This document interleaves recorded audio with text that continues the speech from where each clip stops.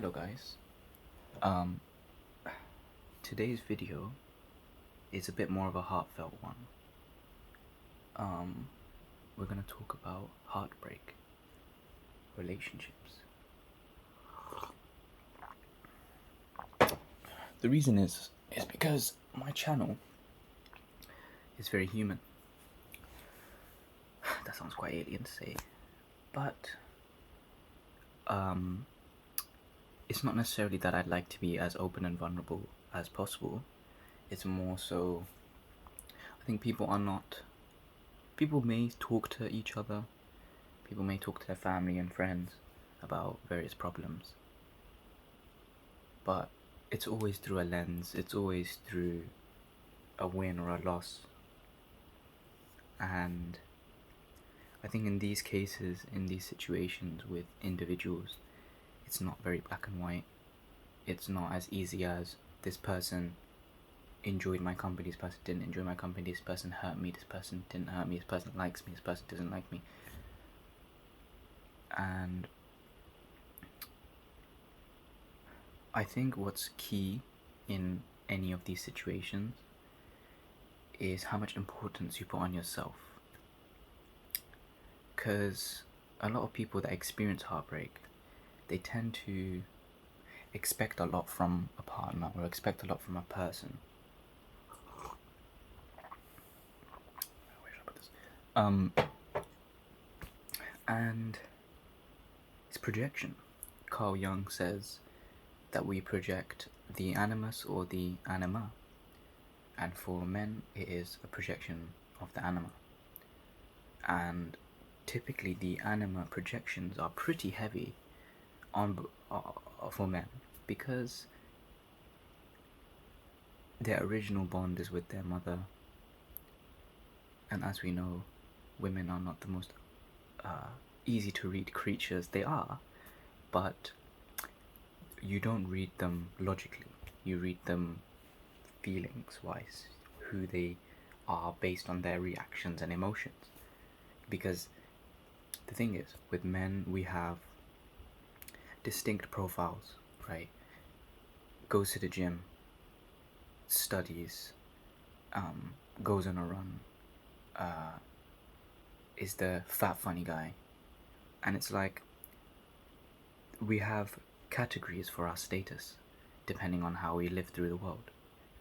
And so for us to be projected onto it's not that it's difficult, it's that we're a lot more out in the open with our thoughts, and we're a lot more out in the open with our wants and needs, our desires, and so it's harder to project onto men, I'd say. But it still does happen. A lot of women project onto men who may not be as available or emotionally or in general, and they project even when, so like women think that the emotions of a man, the will and desire of a man is ever changing like them. No. If a man decides something, he decides something, and sometimes he'll decide that thing for the rest of his life. Right? And a lot of women get really frustrated at this. They're like, why can't I change him? Why is he A, B, or C? Right? It's because that's who he is, right? He's not going to change. He's never going to change. Never. If his mother didn't make him change, if his father didn't help him change, no one's gonna help him change, unless he himself believes that he needs to. And needs to is the point here. In my life, I've been surrounded by many women, and they've heartbroken me many times. It doesn't have to be a partner, a potential relationship. It can be your own mother, it can be your aunts, it can be your cousins, it can be anyone. It can be your grandma. Because that's a projection, you know? A lot of men lack femininity, or lack the ability to express their femininity without overcompensating with their masculinity. And what this does is there's always a contrast between men and women for them that's so drastic that they ultimately have to project, right? It's a very deep, very complex issue, and a lot of guys go through it. I've had people come to me and tell me, like they're well esteemed, make good money, tall, handsome, literally like funny, but it doesn't matter. They have a mother wound. They have a wound. They come to me saying, I can't live without a woman. I can't live without being appreciated by one. It's because their mother didn't do enough of a job. It's because of the women in their lives that didn't do enough of a job. But it's also not their exact responsibility. It's that there's a level of responsibility, but any more is on the man. It just means you don't have purpose. It just means you're using people as escapes from your own misery. And a lot of people do that nowadays, on either end. So that's why heartbreak happens. It's that you believe before the future is set that some sort of outcome is guaranteed. But that's not always the case. When two souls sit down who believe that they're perhaps healed or competent and they start interacting, then all of the little wounds start opening, right? One person might be fearful, avoidant, dismissive, denial they might experience. The other person might know what they want, but because they're not receiving it in the way that they expected from this other person's disorganized attachment, they distance themselves, they create a gap, they don't allow vulnerability, because they realize if they do, then if they are vulnerable, then it could be potentially used against them. Maybe not, maybe, but it's these defense mechanisms that people nowadays have that does lead to heartbreak in general. It's not always the case that someone might know what they want, that they won't experience heartbreak, or that they might not cause it themselves. Because you can know what you want, but you could not be as emotionally available for individuals. You might be really busy, you might be really stressed, and so intentions don't necessarily matter too much, even if your approach is good as well. A lot of people, so what's the point of this? The point is that, again, I think the key is an individual needs to focus on themselves. I think especially for women have, whether they like it or not, projected since the beginning of time or onto men instead of doing anything with their lives. Men are this, men are that. Why is my daddy not doing this? Why is my boyfriend not doing this? Beh, how about you get up and go do it? You know what I'm saying?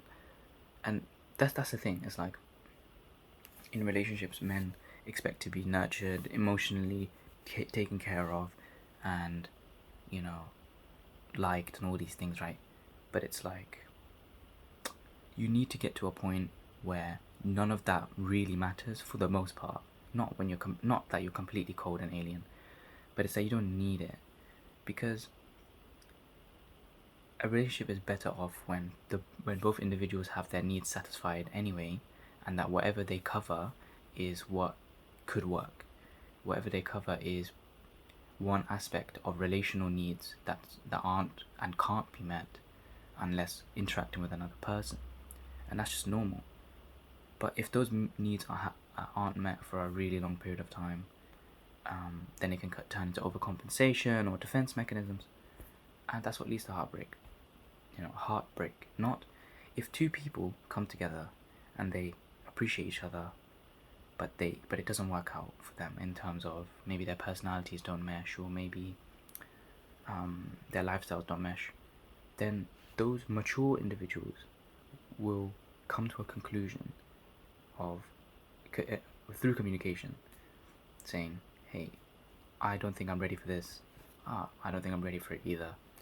Let's, but instead, people cling on because they don't want to let go. They want to hold on to whatever's possible, especially if they've been deprived, especially if they haven't seen a certain level of interaction or communication before. Or if they have, they're just projecting again. And so there's a lot of pain in that. There's a lot of pain because a lot of individuals think that they're healed until they interact with someone that they would like in their lives. And if things don't go well the way that they want, it's a very big wake-up call for them. Because it makes them realize, how have I been going about things this whole time? Was it the right way to go about things? And you can circle these theories in your head all day. But the point remains is that at the end of the day, those individuals are separate. They have their own wants, needs, and desires and thoughts. And just because you've interacted with someone and had a certain experience of perhaps enmeshment, it doesn't mean that your individual likeness was originally a lie, or that all of a sudden you can't enjoy that stage of individual likeness again. It's just that things have been disrupted. And heartbreak is very painful. People, they have a first love and they always think about it. But I think a lot of people still think about the people that hurt them, or the people that left them, or the people that didn't try with them, because they haven't healed the parts of themselves. They haven't looked at the parts of themselves that, like, why did you want them in the first place? And why don't you want them now? If, like, for example, in my life, there are people that I've had heartbreak with, but if I could go back and if they were reciprocal in the way that I wanted it, and they did that now, I wouldn't want that, because back then my needs were different. I was projecting differently. So that's where the heartbreak comes in. I'll give you an example. Like, I had a specific girl, and she was like super ill, like mentally ill. Always the case with me for some reason. Super mentally ill, just like stayed inside all day, scared to go outside, like anxious, throwing up, like type B. Super sweet though, super amazing, super kind, super capable, could cook, and like crochet things, and had her own inner world and her own taste in music and stuff. But at the time, I was dealing with a lot of problems with my family, with my mother in particular. I've been dealing with problems with my mother since day one of existence.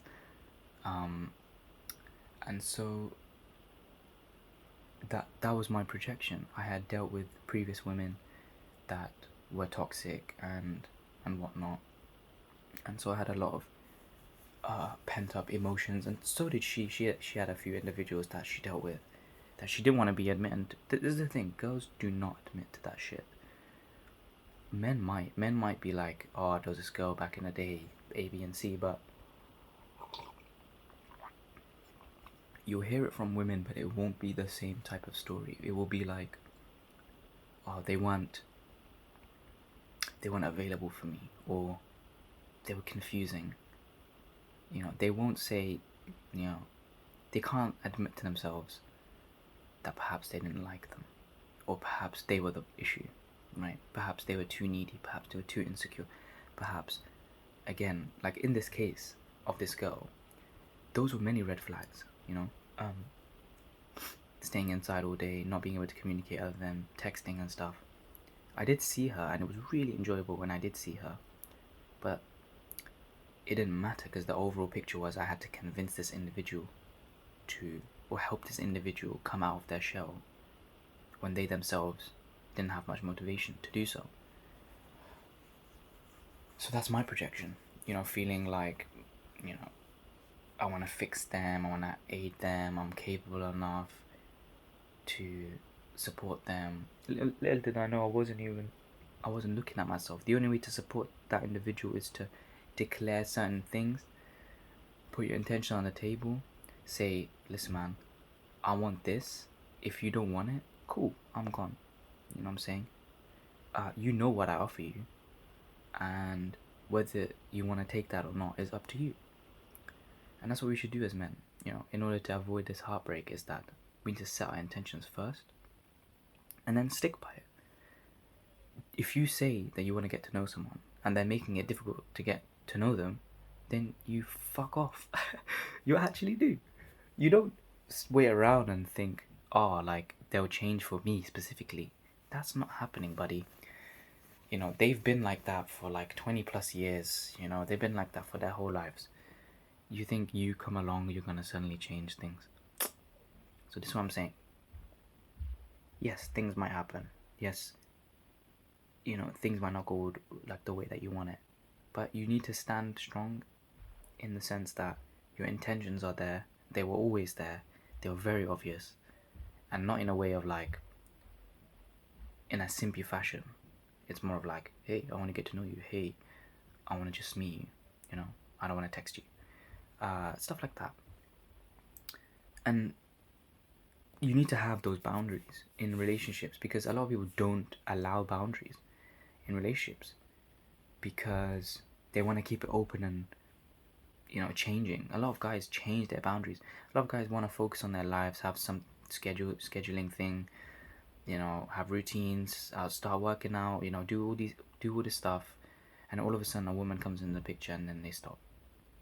They're like, that's it. I won. Or, nah, this is my focus now.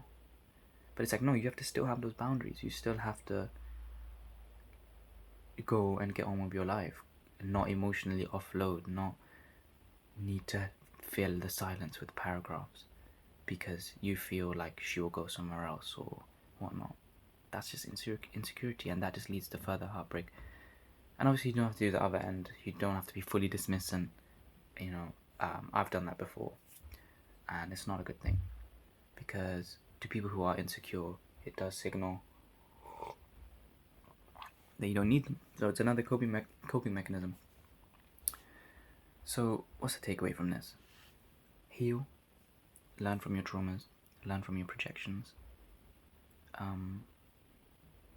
It's not always going to be cured. We're always going to have some recurring pattern. But that's the thing, we've got to look at it and be like, it's a recurring pattern. And then you change your approach. Before, it used to be that simp, you know what I'm saying? Please, I would do anything to be with you. You will fix my life. It's not true. They know it's not true. You just have to say what you actually feel, which is, listen, I'd like to do something with you. If you don't want to, then I'm gone. Simple as that. I may give you another shot. I may, if you complicate things, I will come back in a way where my intentions are clear, but it's also I'm also detached, where if the outcome is not the way that I want it to be, or the way I perceive it in a healthy manner, in a non-projective manner, in a long-term, what could this person be like as a partner manner, then I'm gone. You know what I'm saying? So the key is build your own life, become a gravity well that people ultimately pull towards you, and that can only happen if you do trauma work, projection work, learn about your shadow, and then after that you will start looking and auditing your partners in ways where you find healthy traits, and you try and look for healthy traits, and you stay around healthy traits because that's what you want. You want to complete yourself on some level to where whoever you interact with otherwise has something to offer you, in the sense of a bounce back, in the sense of they have a complete world and you can learn about it and benefit from that from different perspectives. Not that your needs aren't met. That's okay, but you have to accept it as it is. And again, the other person, their needs might not be met as well, so you have to see what they're trying to get, and be careful with that. So yeah, it's typical cliche advice, but